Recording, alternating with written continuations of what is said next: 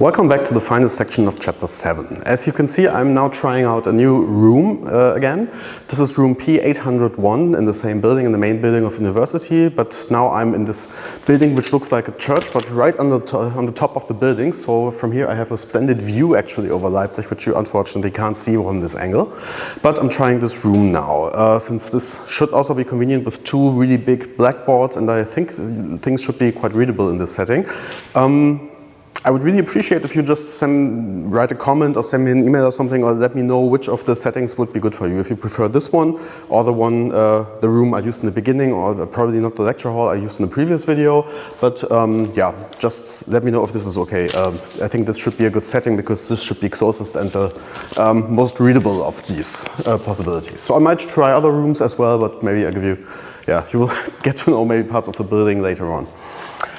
Okay, so this chapter, this section is simply called linear equations, and as I said, I want to really focus on a bit more on slightly some, so to say, applications, although this is a big word, but how to solve equations with tools of linear algebra.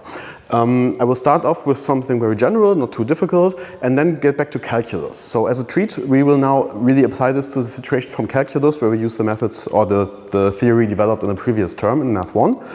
And then learn something about so-called linear differential, ordinary differential equations. So we will see this in a bit, but yeah, let me start generally. So what do I mean by linear equations? Definition 729.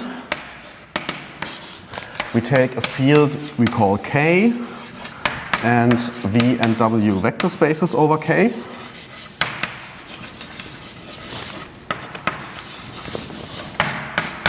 And we take a linear map, as we always do, a linear map from L to W, from V to W. Okay, now, if we just take some element of W for B in W, we consider the following equation. We just want to consider the equation f of x is equal to b. So where we see, so x is an element of V, and we want to kind of see x as the variable here, which is a solution of this equation. This equation is called a linear equation. So this is the very, very general description of a linear equation. Okay, now just some terminology, and we will see in a bit why this is really interesting, or why this is relevant. We call the equation homogeneous if B is just 0, the 0 vector. And so then we just have the equation f of x equal to 0. So we search actually for the kernel of the map f, right? So f of x is 0 is satisfied if x is in the kernel.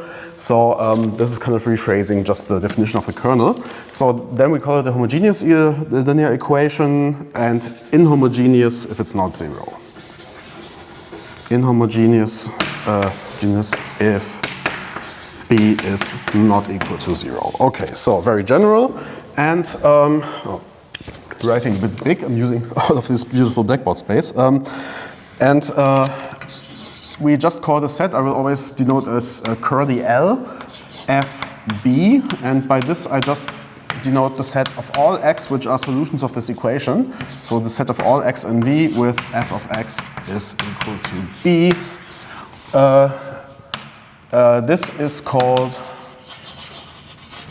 the solution set of this equation. I think this is a terminology that some terminology that should be introduced in high school. This is the solution set of f of x is equal to b. Okay, very, very basic. Now, in this particular case, I mean, this of course, so far I didn't need anywhere that I didn't use anywhere that f is linear, but it turns out that if f is linear, then we can really, that this solution set has a really interesting structure, or a very simple structure, and this we find out as follows. Let me formulate this as a theorem, which is really not too difficult compared to what we've already done. Theorem 730. Again, K be field, V and W vector spaces over K. and F a linear map between the two, so from V to W. So if we take some B in W, we want then to consider this equation again. So assume we know one particular solution of this equation. So we have one, let's call it x0 in V, with f of x0 equal to B. Then we can describe the whole solution set, namely the whole set of solutions, LFB, is just x0 plus all possible elements of the kernel of F. So this means this is the set of all, I mean formally we haven't defined this notation yet, the set of all sums of the form x0 plus V in V, where V is an element of the kernel of F. So in terms of solution sets, we can also write this as x0 plus LF0, since this set is precisely the kernel of F. Okay, so this means up to some, I mean the interesting thing about this is now that the kernel is a linear subspace. This is what we've seen in the previous sections. The kernel of the linear map is a linear subspace, so this is kind of a shifted linear subspace, the set of solutions. So one calls such a space also an affine subspace. I haven't introduced this terminology at this point, but so kind of a linear subspace just shifted by x0, but there is really a lot of structure, because linear subspace, we know that this has a vector space structure, so we can really, we know it's not just a random set, but it's really a set with structure. This is the good news here. And in particular, in the case of B equal to 0, we always know that f of 0 is 0, so we can just choose x0 to be 0. Then we get that f of f0 is the kernel, so on. So, but then the set of solutions is really a linear subspace. In this homogeneous case, we really get a pure linear subspace. Now, the proof of this is really simple.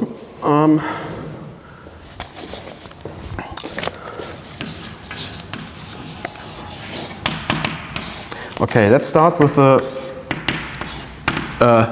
simplest inclusion, the one from right to left. So assume we have something of the we have a particular solution x0 in LFB, and we have some element of the kernel. Then f of x0 plus V. So now we just use the linearity of f. This is f of x0 plus f of V.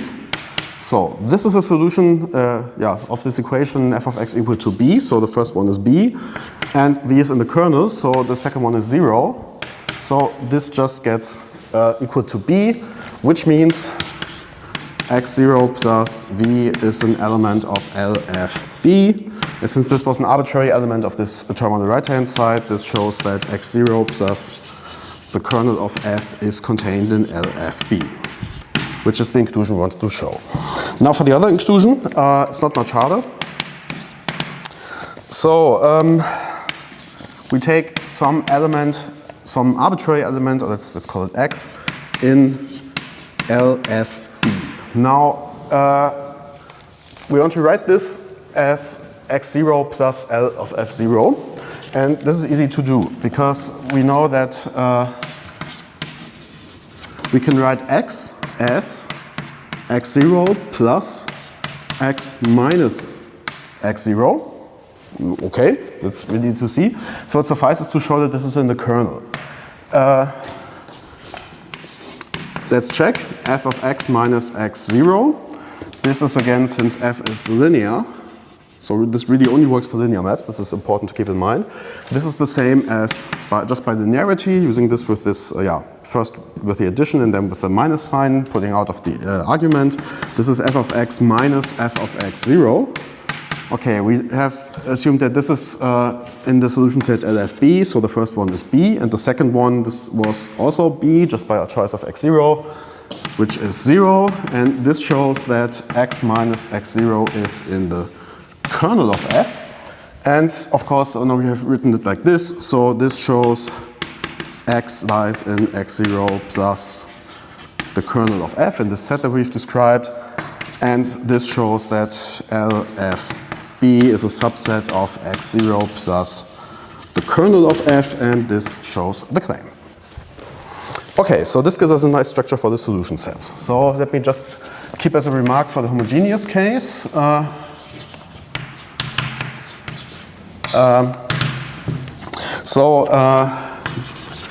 Note that what I've mentioned before, LF0 is by definition nothing but the kernel of f.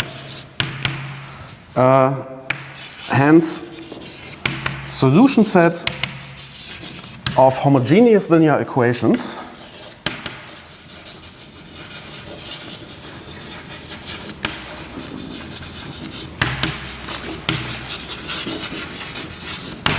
are linear subspaces of the domain. Of the domain.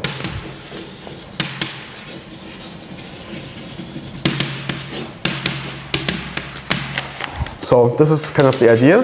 Homogeneous equations have these as solutions. So if we to solve an inhomogeneous equation of this form, this shows that it suffices to know one particular solution and all solutions of the homogeneous equations. So in some sense, if we know the homogeneous solutions, we know the inhomogeneous ones for all b, as soon as we can always find some point which lies in the solution set, which is, yeah, a really nice property. Okay, so this I want to apply for the calculus setting, as I've announced to you. So the next thing we want to study is, maybe give this a sub-headline, linear, ordinary, differential equations. And this becomes a long headline because I'm taking a special case with constant coefficients. Okay. What this means and what the more general thing looks like, we will see hopefully later in this lecture, if I have time by the end of the semester, but I have decided that I will here and there introduce some ordinary differential equation results in the linear algebra stuff, because this really fits in very nicely with this linear ordinary differential equations. So what do we do with this? So yeah, I don't have much space here, but I can do some terminology right there. So we take some open interval, so I in R be an open interval. And now we can either take k equal to r if we are afraid of complex numbers, or we can work in the complex numbers k equal to c. This works in both settings. Now, as in an example I haven't, previous example, I didn't write down the number, I'm sorry. We have seen that the following map was linear. We've discussed the map D, which went from C1 ik to C0 ik, k, which associates with each continuously differentiable function its derivative. Now, we've done this on these two vector spaces here, but we could also generalize things by just making our spaces a bit smaller. Namely, you can take the space of all, k we already have. We take just the space of n times differentiable functions. So the result, if we derive this, will be an n minus 1 times differentiable function. And in the same way, this is a linear map. The proof doesn't change, so we can just do this. This is linear for all n in n. Okay, and now we can take an n times differentiable function and derive and derive and derive again. So we've seen that the composition of linear maps is linear. So we can first apply the map D, then apply the map D again, then apply the map D again, and so on and so on and so on, and get another linear map. And this we denote as follows. I just denoted, to simplify it, by d to the power of n. This is the composition of d, and so on. So this n times. And here we have to be a bit careful with the domain and the codomain. So the first one should start on Cn of ik, k from I to k. So the first one goes to Cn minus 1 from I to k. The second application of D goes then from Cn minus 1 ik to Cn minus 2 ik, and so on, and so on, and so on, until the last one arrives at C1 to C0. So this gives us a map which goes from the n times differentiable functions to the continuous, n times continuously differentiable functions on the interval to k, to the space of continuous functions from the interval to k. So this is a composition of linear maps. So this, now I'm losing space here. This is again linear for all n in n. So explicitly, sorry for squeezing, d to the n of a function f means we derive it and derive it and derive it and derive it and so on. So the result is the nth derivative of the function here. Right? So this is linear, which just follows from the linearity of derivatives. And we will now use these powers here, d to the n, so I call this just powers of derivation or whatever. But these linear operators, linear maps, I will then use to construct interesting linear equations after I've erased the blackboard. We will now use these maps dn, so the maps which associate with each functions their n-fold derivatives, and combine them into something new, which then gives us rise to an interesting kind of theory in calculus. So I continue using this notation that I is an open interval and that k is the real numbers or the complex numbers. In addition, I choose some numbers in k, a0, a1, to an in k. I assume that an is not equal to 0. And I consider the following map. L, which takes an n times differentiable function from I to k and associates with it a continuous function from I to k, which is defined in the following way. L of u, I'm now starting to call these functions mostly u or something, because this is kind of, is quite a common notation in the theory of ordinary differential equations, and it's because f was sometimes a linear map, sometimes a function, so in order to avoid confusion, let me call them u.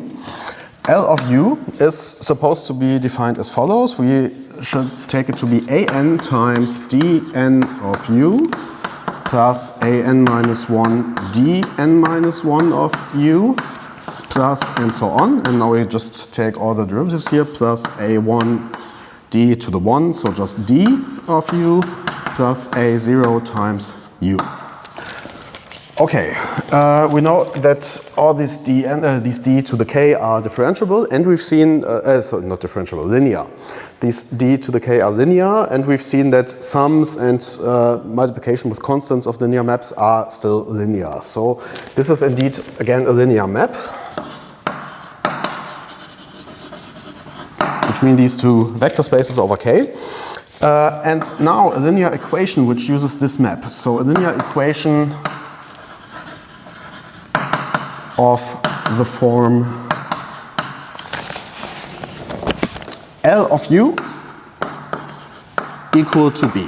So this is a very simple linear equation, and if we just write down the formal definition of this, this means, just the way that L is defined, L of u is, and now I replace this by the definition of this dk, an times u to the n at a point t, so we need to consider all points t in the interval, plus an minus 1 times u to the n minus first derivative t, and so on, plus a1 times u prime of t, plus a0 u of t, and this should be equal to b of t, and recall this is a map going into the space of continuous functions, so this b is indeed a continuous function. So what we need is that this equation holds for all t in I in order for the functions to coincide. So this is a linear equation involving the derivatives here. So we have a relation put on the derivatives of the function u, and such an equation is called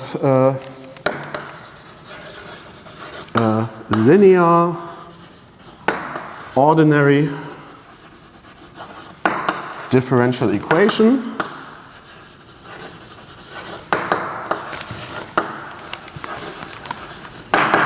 with constant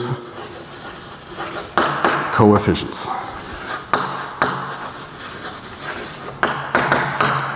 Okay, linear order long term. So a differential equation is some so ordinary is let me start from the beginning. So it's a linear equation because this is a linear map. It's called an ordinary differential equation, and this is as opposed to so-called partial differential equation, because this only involves functions in one variable. We could also consider this in more variables. As we shall see later in the semester, we will learn about higher dimensional derivatives. Then it would be called a partial differential equation. So if we had more than one variable, if we just have one, it's called an ordinary differential equation. And the differential equation finally is an equation which gives us some equation that the derivative, that the function and its derivatives have to fulfill, right? So it could be many, so the higher derivatives there, but some equation that involves the function and the derivatives, and that is satisfied everywhere. This is called an ordinary differential equation, and with constant coefficients, meaning that these terms here, these an, a minus 1, these are just numbers. I could replace them by functions. I could say this is kind of an of t, and which changes with every t. Or here, so all of these could, instead of fixed numbers, just be functions. And this would also be called a linear differential equation, but with then non-constant coefficients. But this we will maybe study later. Okay, oh, one thing I forgot, and you call this, if the nth derivative is the highest derivative which is involved, and I assumed that an is not equal to 0, so this is really occurring in the formula. You call this an equation of order n. So the order is the highest derivative which is involved in this equation. Okay, now, what do we know already? So this is kind of a general form, and you will see examples in a tiny bit. So, first of all, by the theorem about solution sets of linear equations, we can just go abstractly and say, by this previous theorem 730,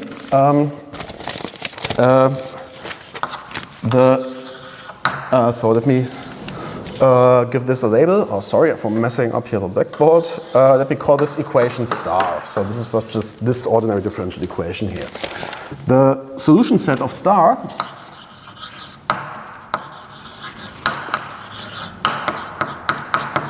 is of the following form. We need one particular solution. So some u0 plus the kernel of L, so everything which satisfies this equation if we put 0 here, so the homogeneous version of this equation. If L of u0 is equal to b, so u0 is just some function that we happen to know to be a solution of this equation. Now, but this means, since this is a linear subspace, this has an interesting consequence, and this is why I'm focusing on this. If u1 to uk, let's say, are elements of this kernel, so functions that solve the homogeneous equation, and if we have some variables, lambda 1 to lambda k in k, oh sorry, k is maybe not the best notation if I'm using this big K, let's call this r, u1 to ur, and lambda 1 to lambda r and k, then u0 plus the linear combination sum of lambda I ui. So if I just take this linear combination of functions and add it, this will still be a solution. Is a solution of star. So we can just take several solutions and add them and combine them. And this has kind of an incarnation in physics, because this is kind of the mathematics behind what's called the so-called superposition principle. I don't know much about this because I don't know much about physics, but other than me, you should, you should have encountered this probably in the theoretical mechanics lecture already last semester. So this is sometimes studies when you have some quantities moving and they don't kind of are in the way of each, they're not in the way of each other, they're not opposing each other. I think this happens when you consider wave inferences.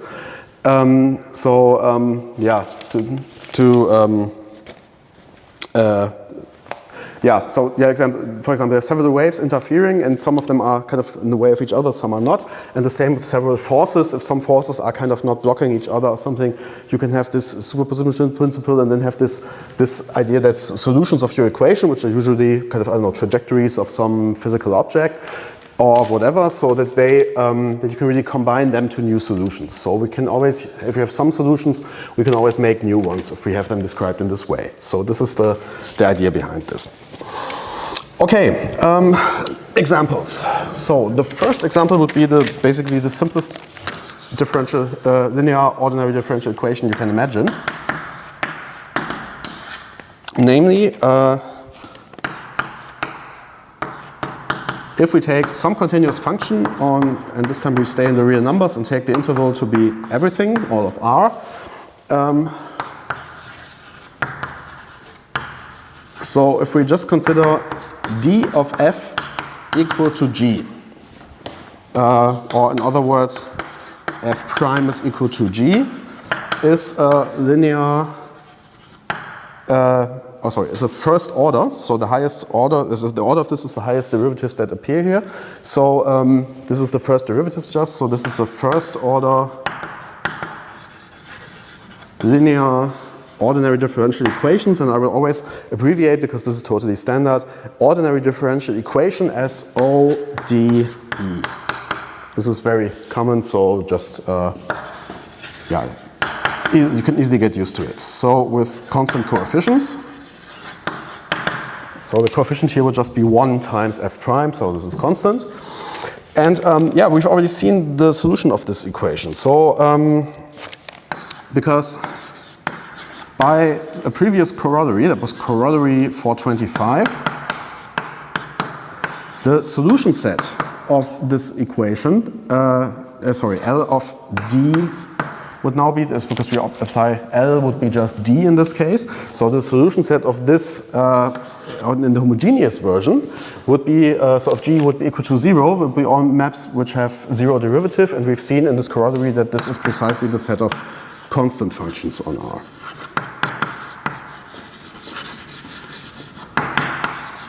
So now in the general case, we have to find one particular solution and then can just use this theory here. And we can, by the fundamental theorem of calculus, we already have a solution for this. So by the fundamental theorem of calculus, so if we consider the function, let's call it f0 of t, is defined as the integral from 0 to t g of s ds, and we've seen that this derivative of this is just t. So this is a solution. This means this would be in the solution set of L, so L dg in the general case. So we get from the previous theorem, which we could already have derived from the fundamental theorem, but anyway, so by theorem 730, the solution set of LDG is just this solution plus all elements of here, which means all the constant functions. So the solution set of this equation would be all functions of the following form. We take 0 to t g of s ds, seen as a function in t, plus c, where c is a constant. So we just add all possible constant functions, right? So this is, yeah, somehow you could derive this now from this algebra, that this is then the solution space. Okay, now next example. That is something we also have seen before slightly. Namely, I just want to consider the homogeneous case. So we take a constant number c in R and take the following operator, or linear map, so to say, from c1 RR again to c0 RR. L of f, oh, now I'm using f against it of u, so, oh, sorry, maybe I should use u all the time, same here. Sorry about that. L of u is u prime minus c times u. So this would be d of u minus c times u. Here, this is again, yeah, linear map, so we have constant coefficients here, 1 and c, so this really fits in the scheme. So the if we take the corresponding homogeneous linear ordinary differential equation, so homogeneous linear ordinary differential equation L of u equal to 0, which means u prime of t minus c times u of t is equal to 0 for all t in R. Now, we have studied the solution set. This was part of the same corollary. So the homogeneous satisfies by corollary 425. Namely, so this just means that u prime of t is equal to c times u of t, and this is what we've studied in that corollary. This said that so the solution set L0, this is no unfortunate notation, so curly L and L for the map. This is what we've seen, the set of all Fa, where A in R, where Fa of t is just A times e to the power of ct for all t in R. Okay, and I've chosen this example because here we can see explicitly what we have derived just abstractly from this previous theorem, namely that this set, so the kernel of this linear operator, linear map L, is indeed a linear subspace. Because we can see if we add Fa and Fb, this is the same because we just have this coefficient in front, this would just be the same as taking Fa plus b. So this is indeed a linear subspace, and the same with scalar. So if we multiply this by a constant, it's the same as just multiplying this a here with a constant. So lambda times Fa would be f of lambda a. So this is, here you can really see this is indeed a linear subspace. Just by explicit methods you can put your hands on it and see and confirm what we already know. Okay, one more example, which I don't want to solve, but which is just important from a physics point of view, which is why I want to discuss it. Namely, we take a0 and a1 to be real numbers, such that, which one is which? So a0 has to be bigger than 0, and a1 has to be bigger than or equal to 0, in order to make physical sense. And we consider the following map, again a linear map, and now we get a second order equation. We go from from C2 of R to C0 R, where we do the following.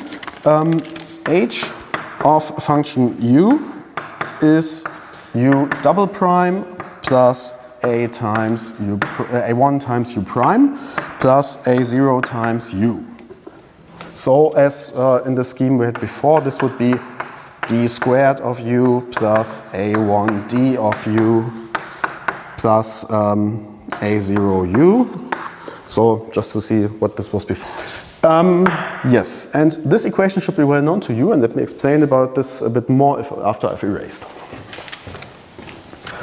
Using this linear map H, we now want to study the linear differential equation that's kind of defined by this map H. Namely, we consider a continuous function from R to R, and consider and this is now a second order, because the highest derivative involved is the second one, linear ordinary differential equation.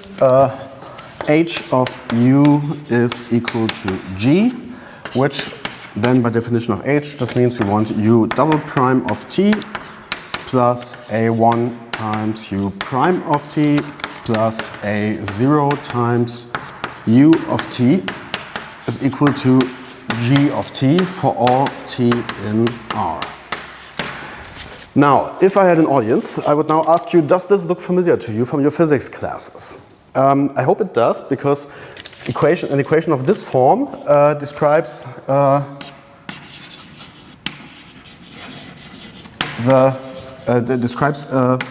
first of all, if we consider the homogeneous case, if this would be 0, then this would be the equation of a damped harmonic oscillator. Right? I hope you've seen this so far. This A1 would correspond to the damping, the friction that's involved in the system. So here I demanded this is bigger than or equal to 0, because otherwise physically it wouldn't really make sense. So this is then the homogeneous equation would be a damped harmonic oscillator.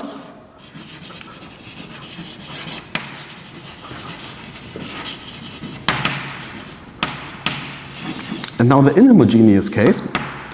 So the case that we have some G here is the case of a driven damped harmonic oscillator. So assume we have some external force just increasing or just modifying the oscillation here. So this is driven or non-driven. So this would be the driven case would be the inhomogeneous case.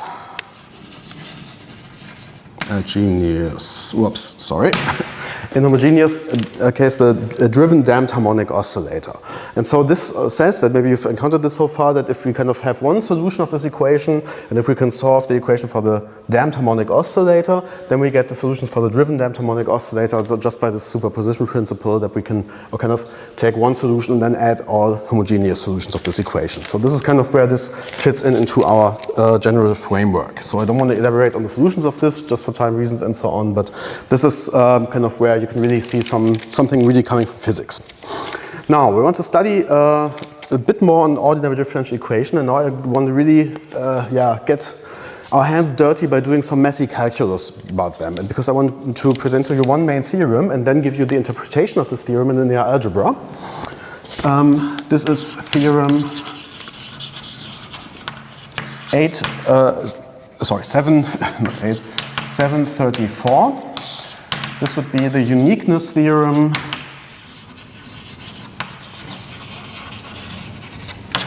for linear ordinary differential equations with constant coefficients.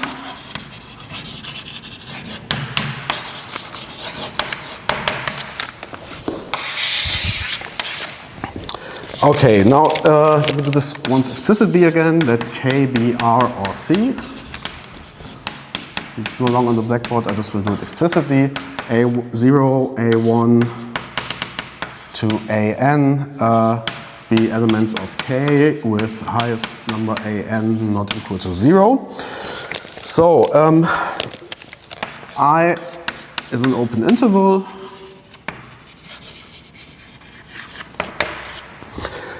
Okay, and we take B to be a continuous function from I to K.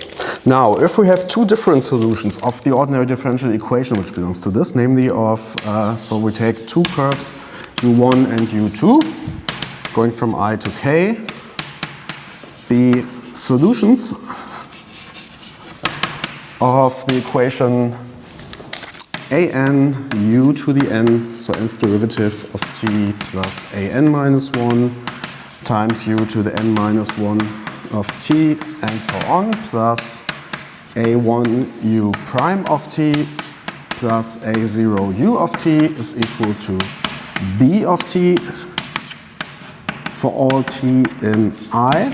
So the question is, if we have two different solutions, how do they coincide? And I will now give you how do they differ. And we will see now that we have to, if there's some particular condition, these already have to coincide, namely if we know something about these functions at one particular point in the interval. Namely, if we take some point in the interval, say t0, element of I, if the following holds. First of all, u1 and u2 coincide at this particular point. So u1 of t0 is u2 of t0. And then we want the same for the derivatives. Namely, we want that the derivative at t0 of u1 is the derivative of u2 at t0. And then go on with the higher derivatives, so the second derivative, third, and so on, until the n minus first. So u1 to the n minus first derivative at t0, everything just at this particular point, is equal to the n minus first derivative of u2 at t0. So if these coincide at a particular point, then we already know that u1 and u2 must coincide. So u1 of t is u2 of t for all t in I. This is something you can call an initial condition, so to say, but we just have one particular point where we know that all the higher derivatives and so on until the n minus first one coincide, then these functions must coincide already, if we know that they are solutions of this equation. Now, the proof of this is a bit messy calculus, and I now stop the recording at this point because I now have to leave for time reasons, but I will then go on in the next video and do a really brutally honest calculus proof of this theorem, and then afterwards show you why this is, what is this meaning now in linear algebra. See you then.